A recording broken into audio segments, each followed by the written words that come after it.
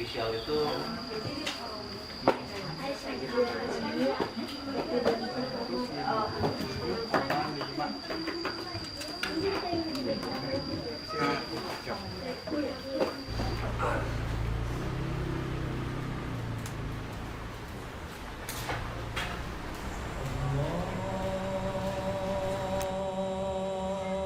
Allahu Akbar.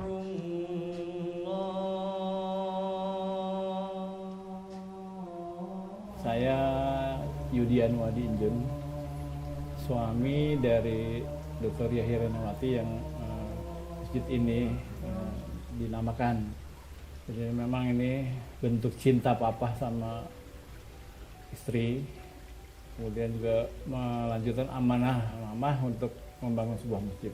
Saya saat ini adalah Ketua Dewan Pemakmuran Masjid, baru kira-kira setahun lebih lah menjabat ini. Ada suatu kekosongan sebetulnya dalam hati itu tentang agama, makanya dibuat masjid ini. Awalnya tahun 2002 itu ngobrol-ngobrol sama teman-teman dari FK Unpad.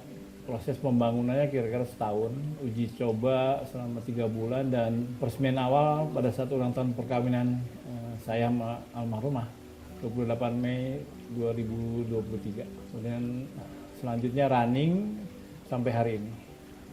Ada yang khas dari masjid ini adalah dia dibangun di sebuah lembah dengan catatan bahwa jauh dari tetangga.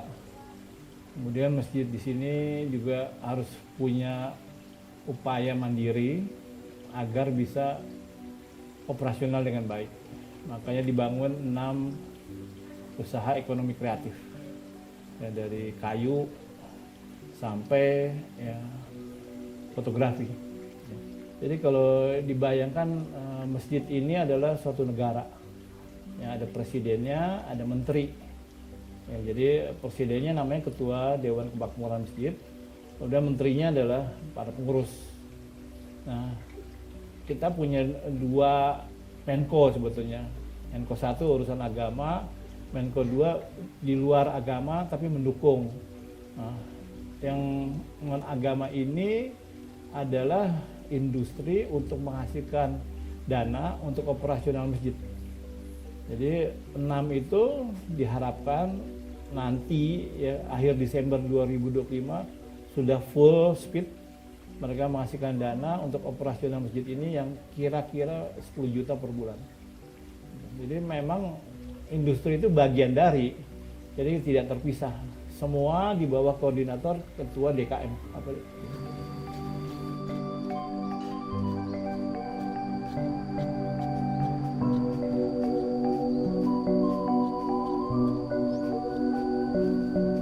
Ada masjid di tengah hutan ataupun di tengah kebun yang jauh dari pemukiman, nah siapa yang mau memakmurkan gitu kan. Nah kebetulan kegiatan saya kan dekat dengan Masjid Hiranyawati.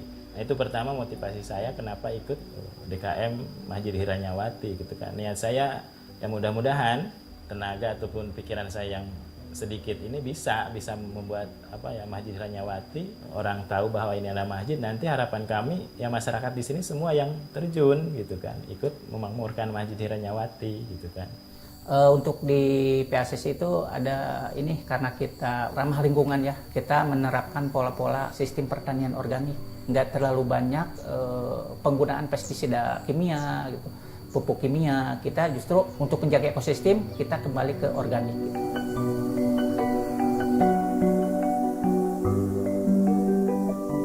Hasil-hasilnya pun bisa jadi pupuk ya. Di sini kan banyak tanaman-tanaman, sehingga bisa menjadi pupuk buat tanaman-tanaman. Ini memang eco printing itu marketnya menengah ke atas gitu. Karena dari sisi kualitas dan maupun harga ya. Ada yang khusus itu kita bikin sepatu ya. Sepatu dari kulit, dan konsumennya pinginnya warna sepatu kiri dan kanan itu berbeda. Dan itu pesanan khusus memang orang khusus gitu. Meniru Menteri Luar Negeri itu, Bu Retno Marsudi ya, mantan Menteri Luar Negeri. Eco printing itu sebuah teknik ya, sebuah teknik pencetakan pada kain dengan memakai bahan alami. Bahan baju dari kainnya harus kain katun ya biasanya. Katunnya harus 100% ya. Karena kalau tanpa 100% bahan katun itu hasil cetakannya bakal jelek. Satu, kain katun, kedua bahan-bahan alaminya bisa memakai daun-daunan ya, atau bunga-bunga, atau ranting-ranting kayu, atau bisa dari batang-batang kayu yang berjatuhan itu bisa kita pakai. Bagi masyarakat Sekini ini merupakan sesuatu hal yang baru ya. Sesuatu yang baru bukan hanya masyarakat Paseh tapi masyarakat Sumedang. Oh ada ya kayak begini ya. Oh bisa ya kita mencetak daun di atas kain ya. Berbeda dengan kita cetak kain dengan zat-zat kimia yang non biodegradable gitu intinya gitu. Sehingga memang eco printing ini adalah ramah lingkungan. Nilai jual eco printing itu lumayan tinggi ya. Dan ini sebetulnya dibutuhkan oleh terutama khususnya di luar negeri ya.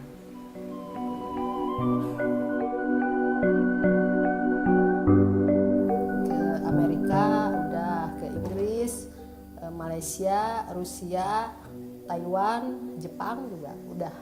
Udah ada ke Hong Kong juga pernah. PWC itu memproduksi edukasi anak yang ramah lingkungan karena tidak mengandung limbah B3. Untuk istri saya, kalau saya sendiri sama dari limbah, tapi kalau saya lebih condong ke alam, pakai akar, dahan, ranting, daun gitu. Pernah suatu hari saya bikin produk namanya rumah saung sigaling. Saya taruh di meja, terus ada yang custom, saya tunjukin ada produk baru nih. Mereka tertarik sampai saya bikin 50 biji itu rumah sigaling. Itu hanya daun dan hanya daun, ranting dan batang saya pakai.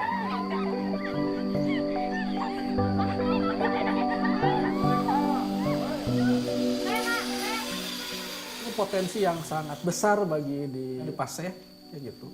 Dimana di kawasan Paseh ini belum ada tempat wisata ya. Wisata yang memadukan antara edukasi dan wisata sehingga menjadi ini edu wisata ya.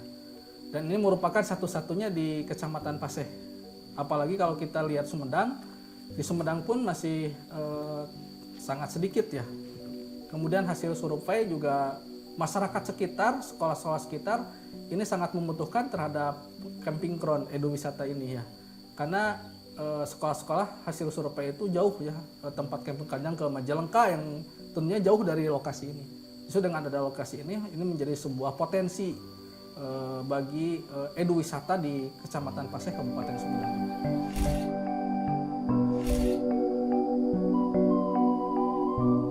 Saya memberikan pengajaran ilmu fotografi kepada siswa-siswa yang memang bisa dikatakan belum dewasa. Setiap kegiatan itu tidak lepas dari yang namanya dengan dokumentasi. PSP di sini, khususnya di industri kreatif yang dimiliki oleh MRH, kita yang paling sering itu berkolaborasi. Jadi terkait dengan kegiatan-kegiatan industri kreatif yang lain di luar PSP, seperti Paseh Ecoprint, terus kemudian ada PACC gitu ya. Nah itu biasanya PSP sendiri kita berkolaborasi dengan mereka gitu ya untuk mendokumentasikan kegiatan-kegiatan mereka baik foto maupun video. PSP dapat memberikan kontribusi terkhusus dengan yang namanya pendidikan fotografi supaya mereka peserta-peserta yang belajar di sini khususnya peserta yang dari Paseh itu mereka bisa mengaplikasikan ilmu mereka setelah di PSP ini kepada masyarakat.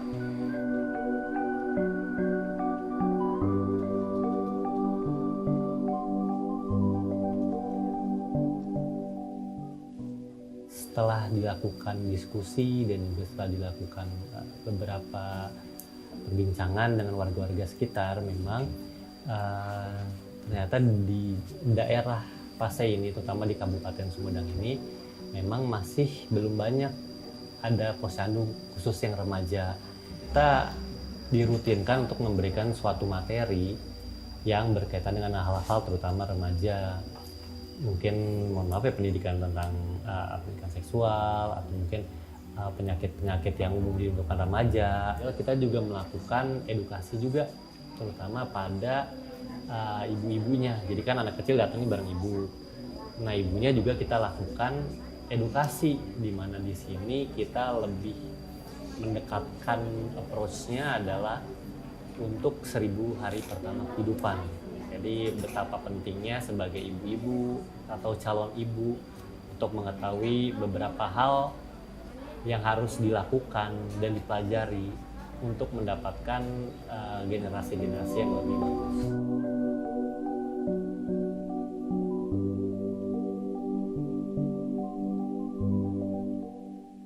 Kebetulan ya kan kalau saya dari awal gitu kan ya, dari mulai masih itu kan masih berbentuk pasir sama sawah gitu kan, terus saya yang gambar, terus saya yang istilahnya ya sama tukang-tukang juga ikutlah bikin kolamnya sampai jadi kolam. Nah sesudah jadi kolam juga gitu kan, alhamdulillah ya kita manfaatin betul-betul gitu Pak. Kebetulan di sini itu kita budidayakan 3 jenis ikan Pak. Jadi 2 jenis ikan itu buat konsumsi, ada jenis ikan nila sama ikan mas itu khusus buat konsumsi. Dan kita juga yang satu lagi kita lagi belajar mengenai tentang ikan koi Pak, budidaya ikan koi itu termasuk ikan hias itu Pak ya. Jadi 3 macam gitu kan, ikan nila, ikan mas buat konsumsi, terus ikan hias yang ikan koi itu Pak. Kebetulan dari sungai Pak, dari atas jaraknya ke kolam itu sekitar 150 meter. Mungkin tantangannya kan agak lumayan jauh kan, di sini kan medannya agak curam-curamnya Pak ya, nggak datar gitu kan. Kan kalau namanya dari sungai kan kalau air hujan misalnya gede gitu kan, otomatis kan airnya melimpah. Ya kadang-kadang si pralon yang buat masuk ke kolam itu kadang-kadang ada terbawa arus gitu kan, terus jadi otomatis kan nggak ada aliran masuk ke balong. Ya di situ mungkin Pak kita harus gerak cepat mungkin gitu kan, nggak tahu waktu misalnya kalau malam, kalau ketahuan malam ya kita harus turun malam-malam, kalau subuh ya kita harus turun subuh-subuh, kalau sore istilahnya ya harus turun sore, kalau lagi panas ya panas harus turun, kalau lagi hujan ya harus turun juga gitu Pak.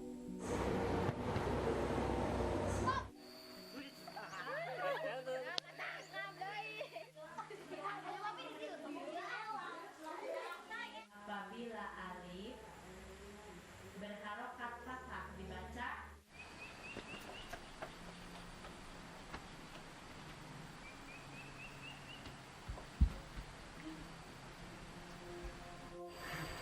legenda keperkasaan Yusuf bin Tasbin diangkat menjadi pemimpin tunggal. Generasi muda itu sekarang itu agak susah untuk terjun ke dunia pertanian. Kenapa? Karena mungkin harus ada ini dari pihak pemerintah supaya generasi muda itu tertarik untuk ini. Kenapa pertanian harus dikuatkan? Kalau pertaniannya bagus, kita kan kehidupan sehari-hari untuk makan, untuk itu membutuhkan itu pangan. Kita memulai merintis sehingga memang daya kerja atau kinerja kita harus lebih dibanding yang lain. Merintis dalam pengertian bahwa kita harus mencetak sumber daya. Lingkungan kita ini jauh dari perkotaan ya. Kita merekrut peserta-peserta ini baru kebanyakan itu dari masyarakat sekitar. Saya juga udah coba untuk mengajak ke khususnya ya untuk wilayah Sumedang ini.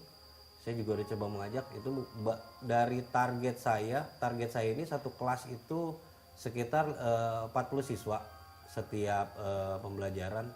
Nah untuk sekarang ini kita baru sekitar ada 10-15 orang. Karena di Pasir itu banyak limbah kerajinan kayu juga. Karena di sini banyak pengrajin kayu, cuman sayangnya mereka hanya pekerja, bukan pengusahanya gitu.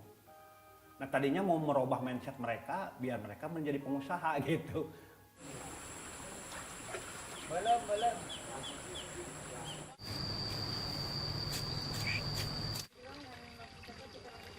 Peran petani untuk bergabung di PACC ini kebanyakan kita kan karena tujuannya untuk memakmurkan masjid juga, terus keduanya untuk karena ada penghasilan dari hasil panen juga. Alhamdulillah para petani itu antusias mendukung dengan diadakannya PACC ini gitu. Menyangkut tentang Masjid Riah-Rawati juga Pak ya, istilahnya ada ibadahnya lah gitu kan Pak ya, yang mengurus juga lah gitu kan ya. Selama kita berjalan 3 bulan itu juga kita ya udah ada masa panen gitu kan. yang manfaatnya itu terasa banget gitu kan. Kita sistemnya ada bagi hasil juga Pak. Diharapkan peserta yang belajar di PSP ini mereka dapat mengambil gambar baik foto maupun video secara baik dan benar.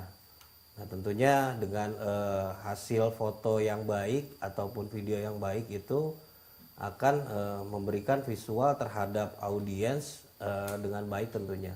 Jadi kami emang bukan sengaja, emang kami berdua tidak dulu merekrut, tapi berlari dulu sekencang mungkin agar bisa jadi contoh atau panutan bahwa saya bisa nih berhasil gitu, bisa menghidupi keluarga, bisa menyekolahkan anak gitu. Nanti kalau udah ada contoh gitu mereka mungkin tertarik gitu kan.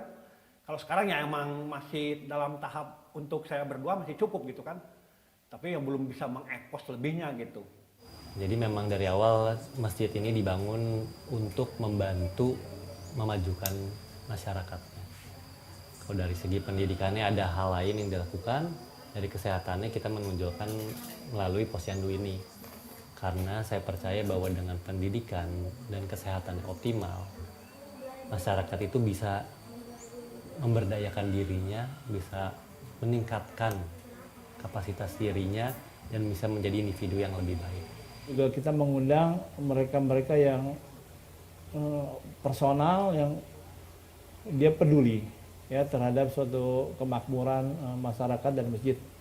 Jadi contohnya ada yang namanya Pak Solihin, itu saya juluki kayak MacGyver gitu.